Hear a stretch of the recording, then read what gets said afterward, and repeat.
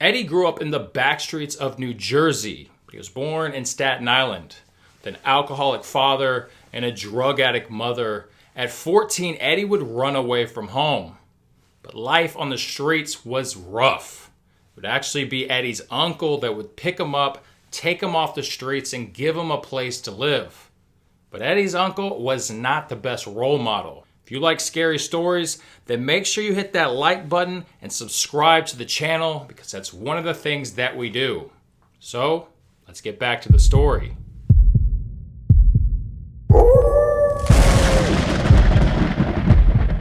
Eddie remembers sitting around his uncle's New Jersey apartment. His uncle would regularly have his friends over. Now, some of these guys were some real rough characters. They would sit around a table, drinking, smoking, and playing poker all night long. It seemed like Eddie's uncle didn't have a job because he was always at home, except for the fact that once every couple of weeks, he would leave town and be gone for a couple of days, never saying what he was doing or where he was going. Inside of his uncle's apartment was a locked bedroom door, with a giant latch and padlock that was bolted into the door. Eddie had never seen the inside of that room ever, so he worked up the courage one day and asked his uncle just what exactly is inside of that room. His uncle paused, took a long puff of his cigarette, looking at him out of the corner of his eye. He would answer in his New Jersey accent. "You want to see what's behind that door?" He pulled his keys out of his pocket and unlocked the door. Inside of the room was a makeshift shop with tools lining the walls in their dedicated spots above a large wooden work desk. Toolboxes and large power tools lined the metal shelves. In the corner sat a 5-foot-tall safe with a spinning handle and a combination dial. And above that was a different type of safe. Lining the walls next to them were even more safes of various different types. Eddie's uncle was a professional safecracker and a thief. And the people that he had over, his friends, were part of his crew, and they committed high-level thefts. Eddie, having no real role models or influences, was completely enamored by this workshop, and he begged his uncle for weeks to teach him about the business. Eventually, his uncle would start to teach him the trade, how to pick locks, how to crack safes, knowledge about security systems, just everything that you would need to know. But his uncle was no small-time crook. He didn't rob people, he didn't use strong-arm robbery, and he didn't break into people's homes. He focused exclusively on robbing large commercial businesses. But as you may have thought, eventually his uncle would get caught and sent upstate on a 10-year prison sentence, leaving Eddie completely by himself. But Eddie, under his uncle's guidance, had learned the craft and became a complete natural at it. He started to take down his own big scores. In 1999, Eddie would set his sights on robbing a movie theater when he met a girl at a party that worked there.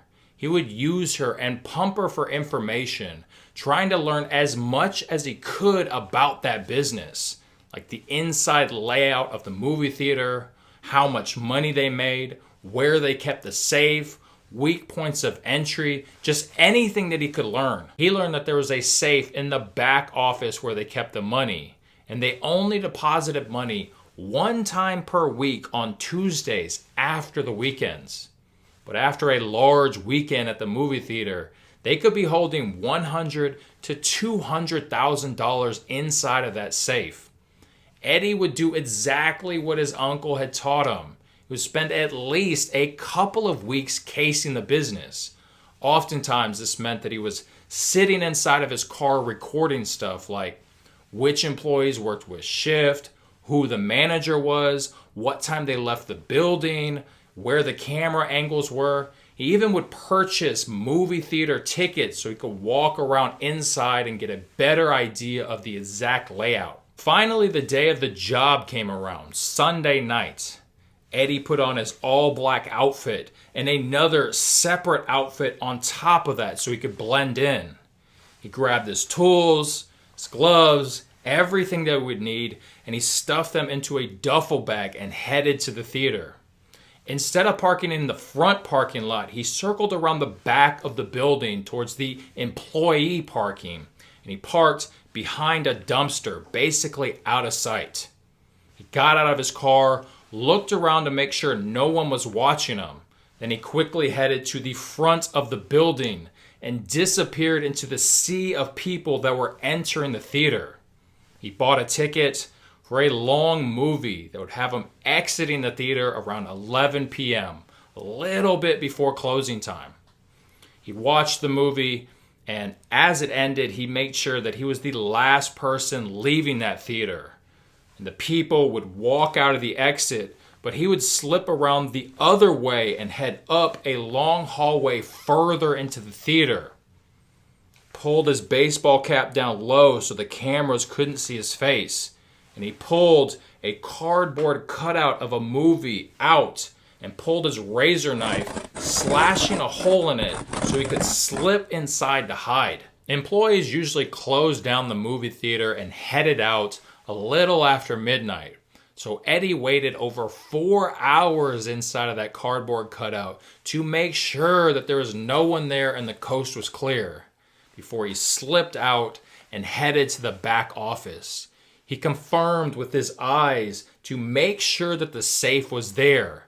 Then he ran to the back door of the building, propped it open, ran to his car, grabbed his tools, and ran all the way back to the back office to start working on that safe. But what Eddie didn't know was a week prior, the theater had installed a new high-density safe that would prove to be a major problem for Eddie. No matter what he did, he could not get that safe open. He tried every trick in his arsenal. He listened for the code. When that didn't work, he used a grinder, used a hammer and chisel, even a sledgehammer, but no matter what he did, he couldn't get it open. He was under a lot of stress, so he was incredibly focused on getting it open. He burned through the entire night, losing track of time. It would be around 6 a.m. The first employee would enter the theater for their shift. As the metal-on-metal sounds of Eddie pounding on that safe echoed throughout the building, the employees quickly learned exactly what was going on, and they called the police.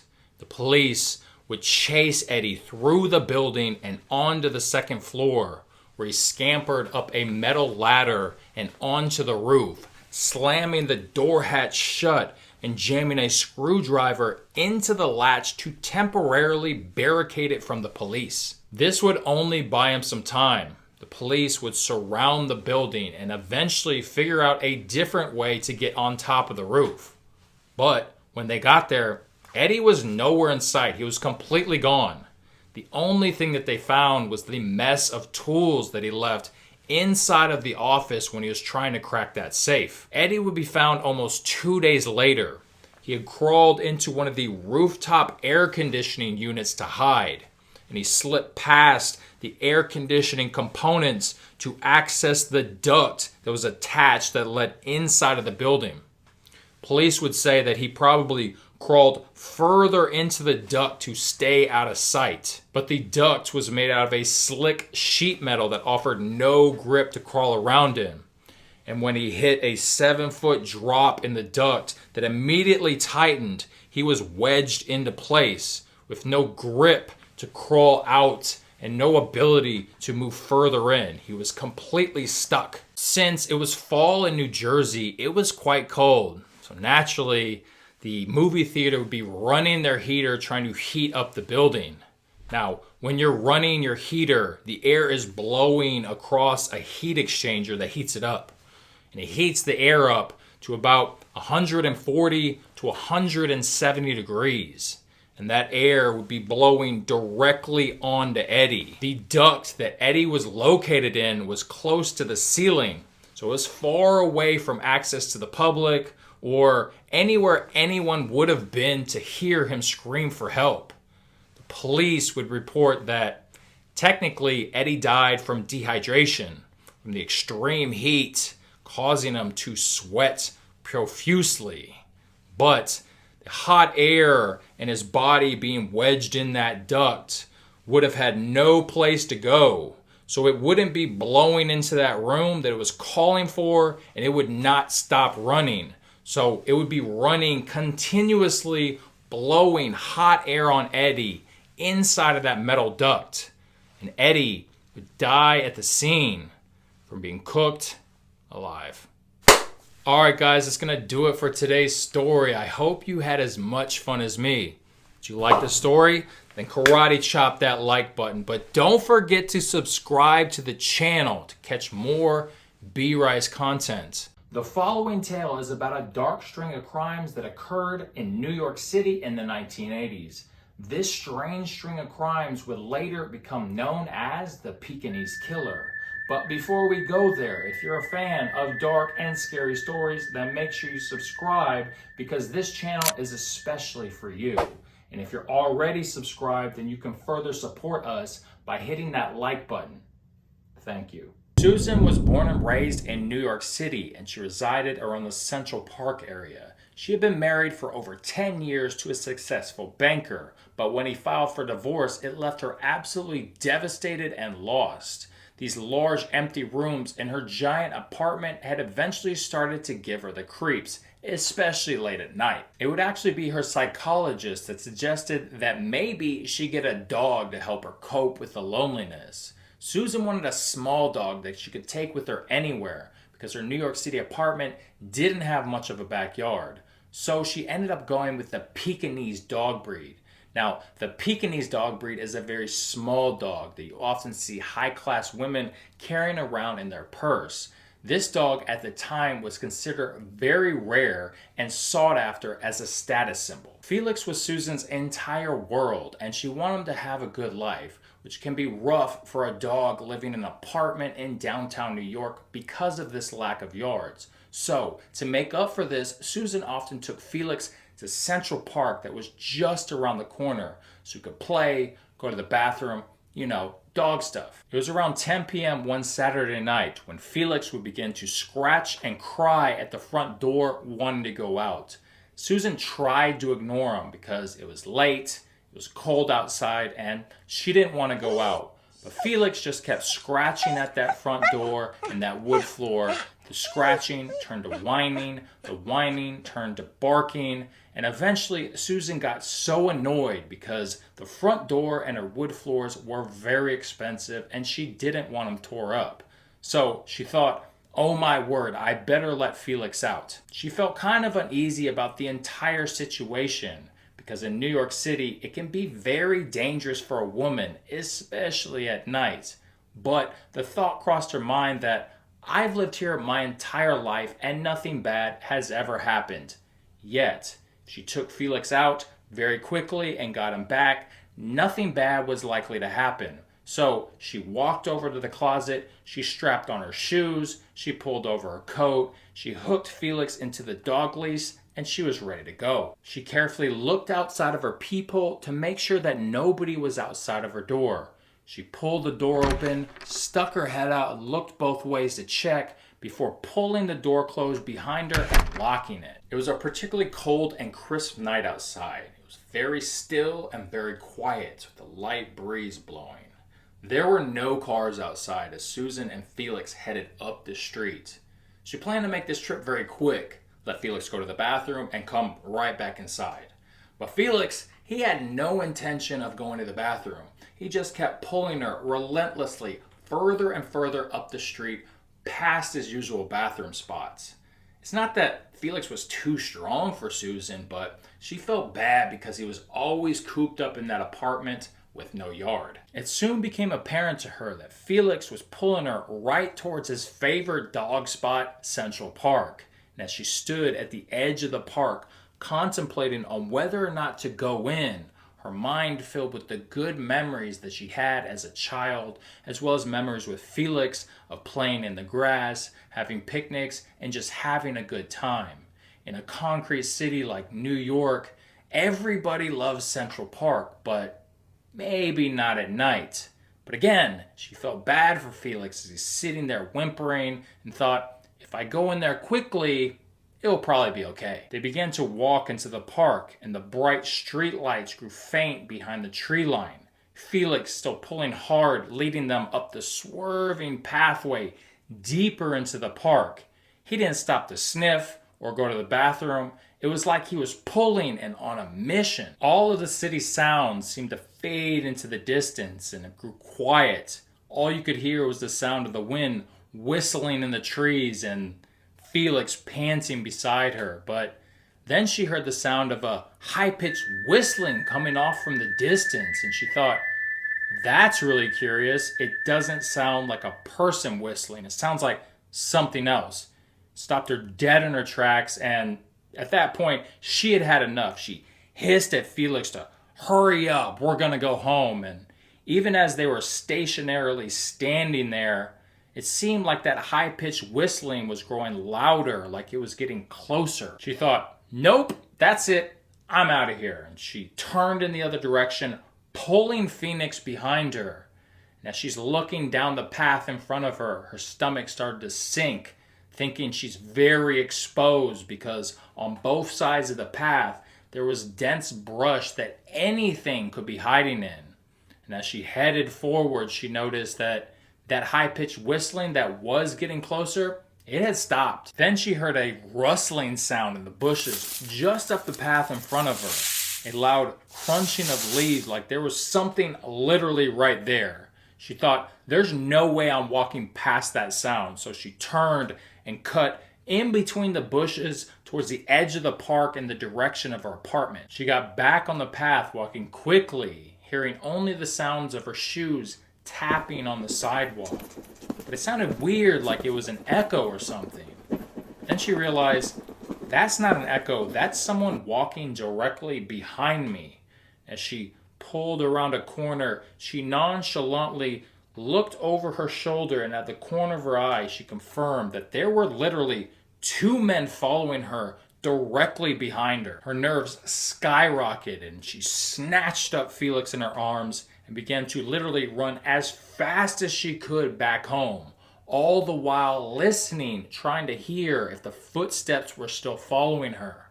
She could hear the footsteps still quickening in pace, knowing that they were chasing her.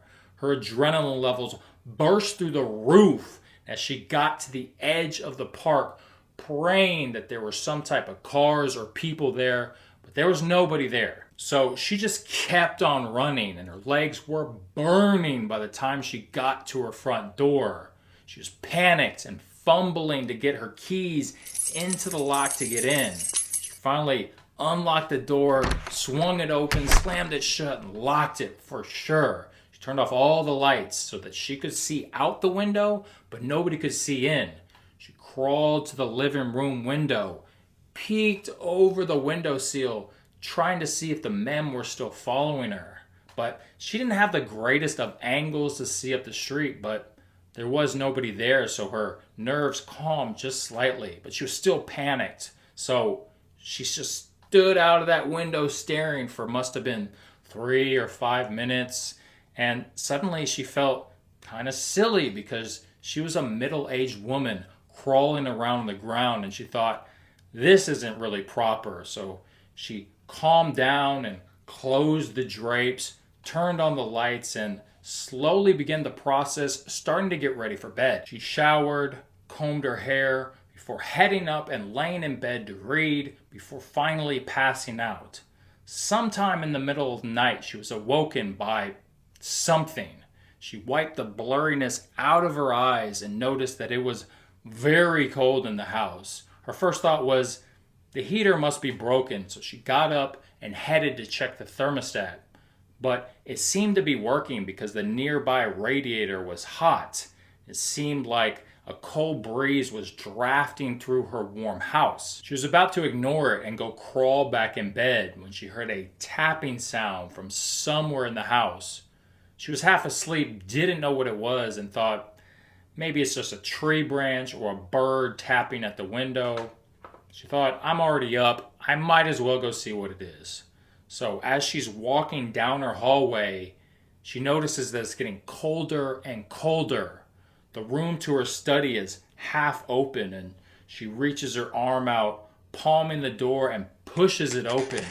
She notices that the entire room is ice cold and the drapes are blowing in the wind. The study window was completely open. The silhouette of a man standing on the outside of the window, frozen like she had caught him trying to break in. She let out a shriek of terror and turned to run to get out of there as fast as she could. She ran straight into the arms of the other man who was hiding in the corner. He bear hugged her up, putting one arm around her waist and the other hand around her mouth. She jumped violently, kicking her legs, trying to get away, screaming beneath his hand. They struggled for a moment before she saw the gleam of a metal object in his hand and the cold sensation of a knife to her throat. And in an old, raspy voice, the man said, "You screamed, and you're done." Tears rolling down her face, understanding that these were the men that had followed her home. One of them barking orders to the other one to find some type of rope to tie her hands up. As he dug through her drawers and her cabinets, he got some electrical cord and gagged her mouth, and they tied her to the radiator that was bolted into the wall. Petrified by the knife the man was brandishing, she just stopped resisting. She just cried in pain because the radiator was burning her skin, but luckily they noticed and they turned the radiator off. And they tugged at the bindings, checking to see if they were tight. When they were satisfied that she wasn't going to get away, they began to tear through her entire house. When they disappeared into other rooms, she could smell her burnt hair that had been toasted on the radiator. She thought surely these men were going to hurt her, and tears filled her eyes. As the men stared at her, one of their head cocked, and he said, "We're not here to hurt you. We just want your dog." They trashed her entire apartment, looking for stuff to steal. When they're satisfied, they turned their attention to poor little Felix. They backed him into a corner. He tried to put up as much of a fight as possible, barking at them, but it was no use. They grabbed him and stuffed him into a pillowcase. She cried out for Felix, sobbing for her dog, and only heard a few more sounds of the men stomping around before the house fell completely silent. But the men were true to their word, and they did not hurt her. All she could think about, though, was the devastation of them stealing her dog. She couldn't even move because they left her tied to that radiator. And slowly, as the hours passed, her hands grew numb from the lack of circulation, and she realized she could very well die there because there was no one there that was going to be checking on her. She couldn't even scream for help because they had left her gagged. It would actually be a concerned neighbor that came to her aid almost 48 hours later. He heard her kicking and banging on the wall of the adjoining apartment. She, of course, survived what suffered PTSD for years later, waking up in terror, thinking that someone was trying to break in.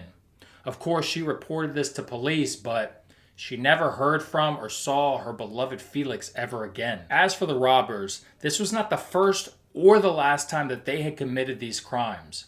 One of the strategies that they utilized was to lure dogs, particularly in Central Park at night, with their owners utilizing a dog whistle. When they came close, they would ambush them, stealing these high-value dogs. But one time, similar to Susan's situation, these men had broken into an older lady's home to steal her Pekingese dog and left her tied up.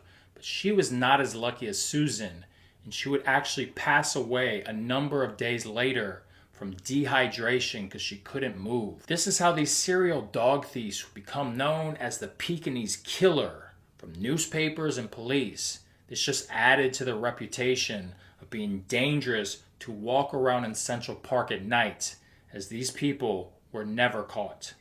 If you made it this far, make sure you hit that subscribe button and the like button. And for all of you who did, thank you. Till next time, peace.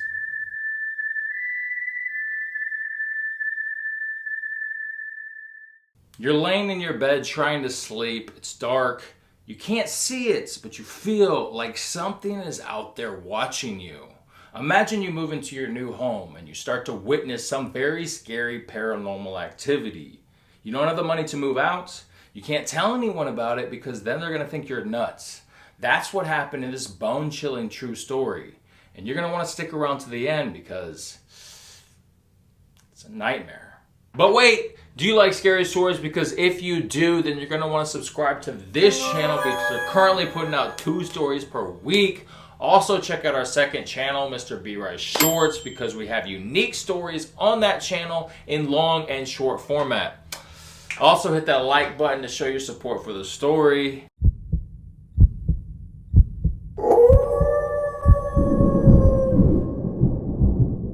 This story will be told in first person in his words.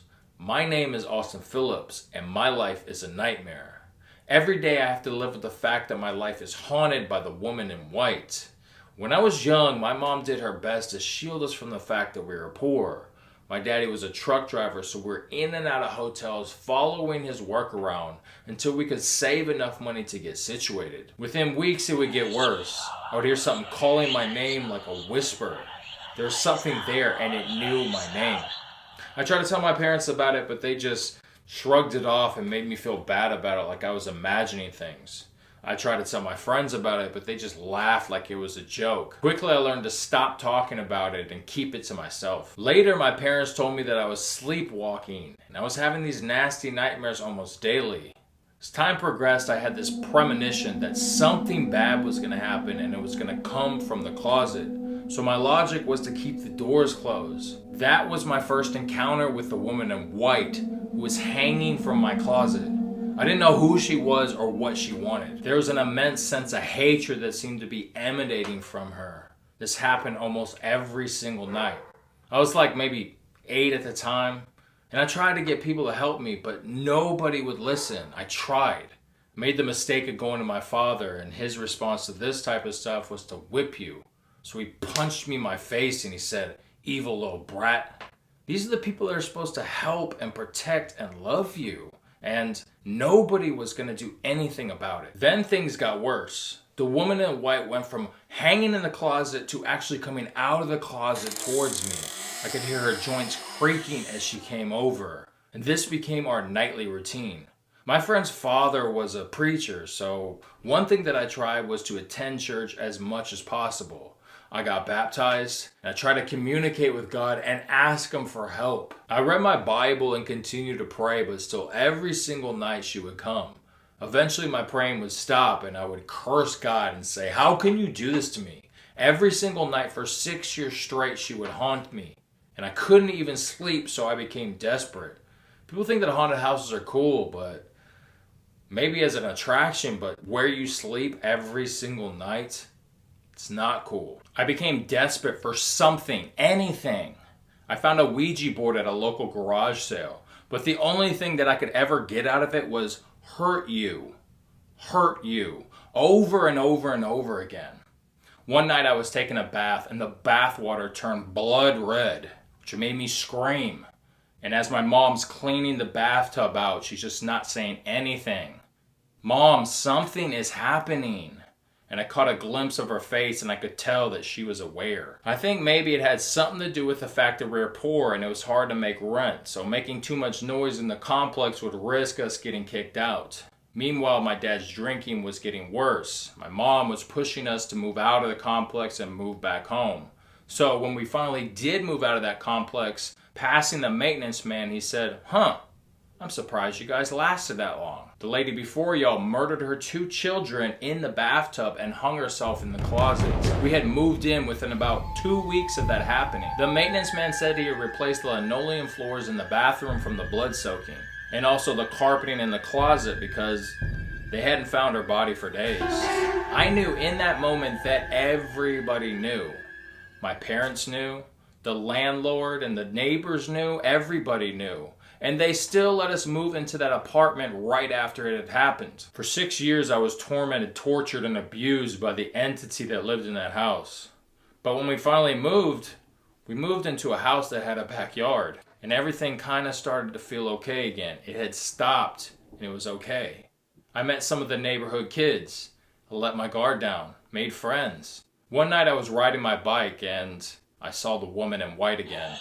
It scared me so much that I swerved my handlebars and went straight into hitting a car. After thinking that we had gotten away, how is this possible? Houses are supposed to be haunted, not people.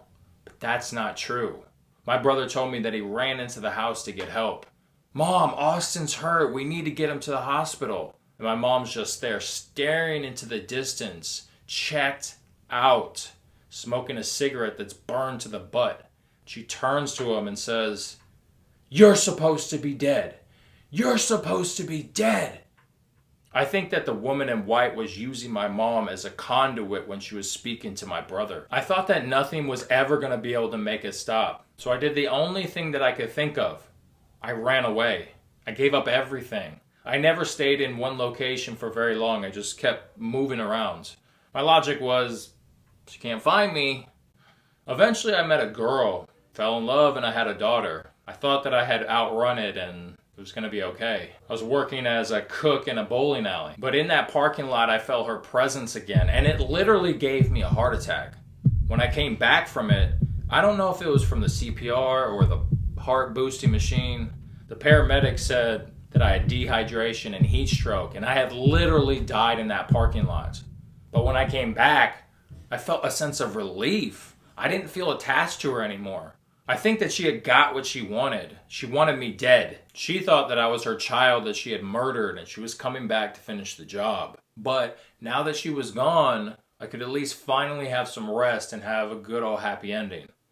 As it turns out, that wasn't the last time that I saw her. A couple days ago, the woman in white has returned.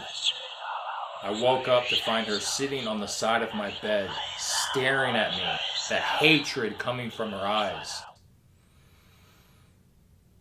I don't know how much longer I can cheat death. I'm scared. Hey guys, I hope you liked the video and thank you for watching. If you made it this far, I really appreciate you watching the video. We're nothing without our viewers, so just know that I really appreciate you. Make sure you subscribe to the channel to catch more stories just like this.